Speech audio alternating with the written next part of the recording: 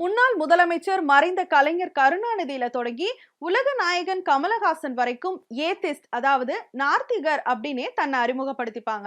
அப்படியாப்பட்ட ஏத்திஸ்ட் பத்தின தொகுப்பு தான் இந்த பதிவு. ஏத்திஸ்டுக்கு ஒரு எடுத்துக்காட்டா கமலஹாசனோட தசாவதாரம் படத்துல வர நான் கடவுள் இல்லைன்னு எங்க சொன்னேன்,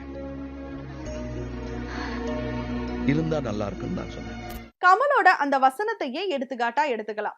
என்னதான் கமலஹாசன் நான் நாத்திகன் இல்ல பகுத்தறிவாளன்னு சொன்னாலும் எல்லா கடவுளுக்கும் எக்ஸ்பயர் டேட் உண்டுங்கிற மாதிரியான கருத்துகள் அவரை ஏத்திஸ்டாவே மக்களுக்கு காட்சிப்படுத்துது. நாத்திகம் அப்படிங்கிறத இறை மறுப்பு அப்படின்னு சொல்லலாம். இந்த ஏத்திசம் ஏத்திஸ்ட் அப்படிங்கிற வார்த்தை கிரீக் லாங்குவேஜ்ல ஏத்தோஸ் அப்படிங்கிற வார்த்தையிலிருந்து உருவாகி இருக்கு. இதோட அர்த்தம் கடவுள் இல்ல அப்படிங்கிறது. கடவுள் இல்லைன்ற நிலைப்பாடு எப்படிப்பட்டதுன்னா, கடவுள் பத்தின எந்த நம்பிக்கையும் இல்லாம இருக்கிறது, இல்லைன்னா கடவுள் தொடர்பான நம்பிக்கையோ இல்ல கோட்பாடுகளையோ மறுக்கிற கொள்கை தான் ஏத்திசம்.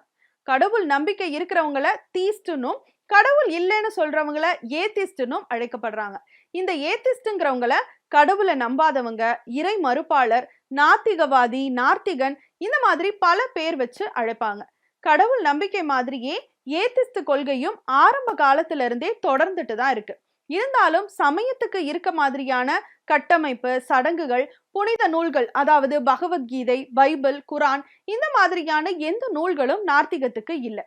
தமிழ் சூழல்ல இறை மறுப்பு தொடர்ந்து இருந்துட்டு தான் இருக்கு. பெரியார் ஈவே ராமசாமியால தோற்றுவிக்கப்பட்ட தமிழர் மத்தியில செல்வாக்கு நிறைஞ்ச சுயமரியாதை இயக்கம், திராவிட இயக்கம் இதெல்லாம் இறை மறுப்பு கொள்கையை கொண்டது. மார்க்சிஸ்ட் இல்ல இடதுசாரி நிலைப்பாடுகள் கொண்ட பலருமே இந்த இறை மறுப்பு கொள்கையை பின்பற்றினாங்க. இறை நம்பிக்கை தோன்றின காலத்துல இருந்தே அந்த நம்பிக்கையை கேள்விக்குட்படுத்திய, ஐயப்பட்ட, மறுத்த நிலைப்பாடுகளும் இருந்துட்டு தான் இருக்கு. பௌத்தம், சமணம்லாம் இந்த உலகத்தை படைக்கிற, பாதுகாக்கிற, அழிக்கிற பண்புகளை கொண்ட கடவுள்களை நிராகரிக்கிறாங்க.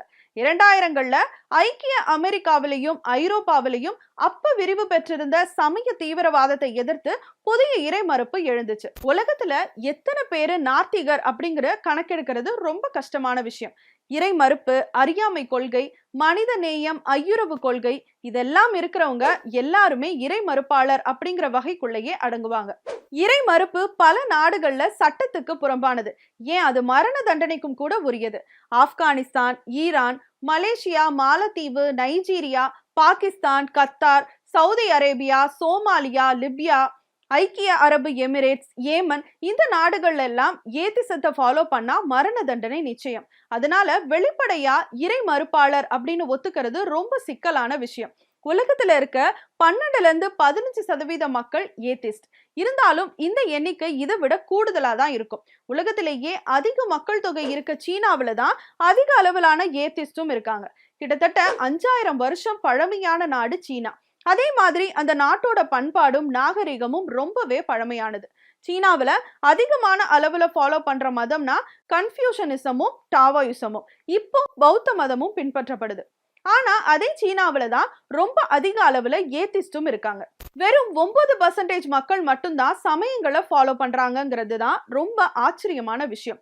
சீனா மாதிரியே இன்னும் சில நாடுகள்லயும் ஏத்திசம் பின்பற்றப்படுது.